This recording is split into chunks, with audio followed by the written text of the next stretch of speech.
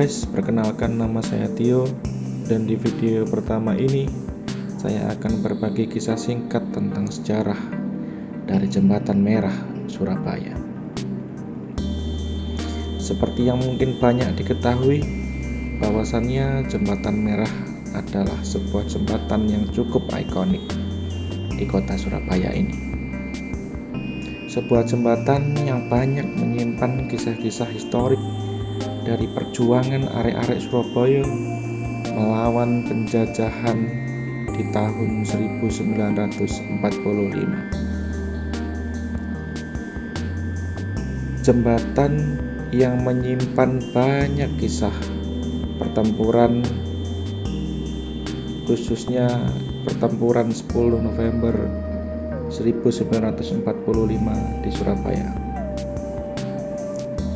Awal dari kisah ini adalah di mana dulu kawasan Jembatan Merah merupakan daerah perniagaan yang mulai berkembang sebagai akibat dari perjanjian Pakubuwono II dari Mataram dengan VOC pada 11 November 1743. Dalam perjanjian itu, sebagian daerah pantai utara termasuk Surabaya diserahkan kepada VOC. Sejak saat itulah Surabaya berada sepenuhnya dalam kekuasaan Belanda.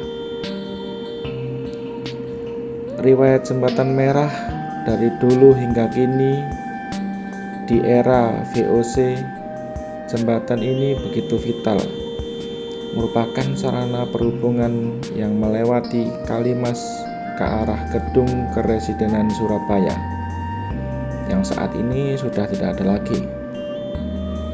Selain itu, sejarah dari kota Surabaya sangat identik dengan perjuangan arek-arek Surabaya pada masa itu, mempertahankan kemerdekaan bangsa ini dengan semboyan merdeka atau mati.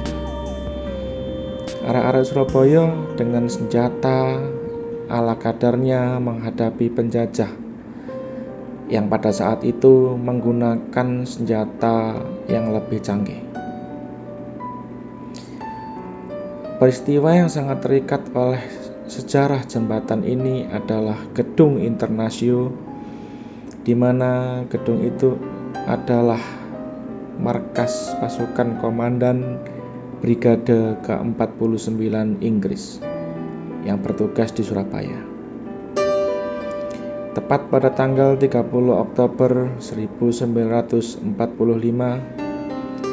dari kedua tempat tersebut, yaitu Jembatan Merah dan Gedung Internasio, terjadi baku tembak yang sangat hebat. Hingga di situ terjadi banyak pertumpahan darah yang akhirnya jembatan tersebut dinamakan Jembatan Merah, yang mengakibatkan tewasnya Brigjen Malapai. Peristiwa tersebut menjadi besar dan cukup memakan korban. Karena itu, pada tanggal tersebut, di siang harinya, telah diadakan atau ditandatangani surat perjanjian gencatan senjata antara Presiden Soekarno dan Panglima Divisi 23 Maijen Hawthorne.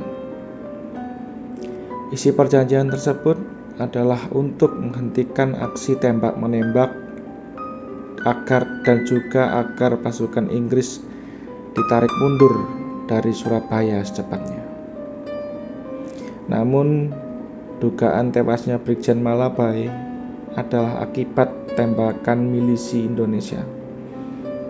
Lalu, para tentara Inggris mengamuk dan mengirimkan ribuan pasukannya ke Surabaya. Peperangan pun tak dapat dihindari, korban pun semakin banyak berjatuhan. Dan begitulah sejarah singkat yang pernah terjadi di Jembatan Merah tersebut, yang mencolok dengan warnanya yang merah bagai darah. Kini Posisi dari Jembatan Merah sebagai pusat perniagaan terus berlangsung.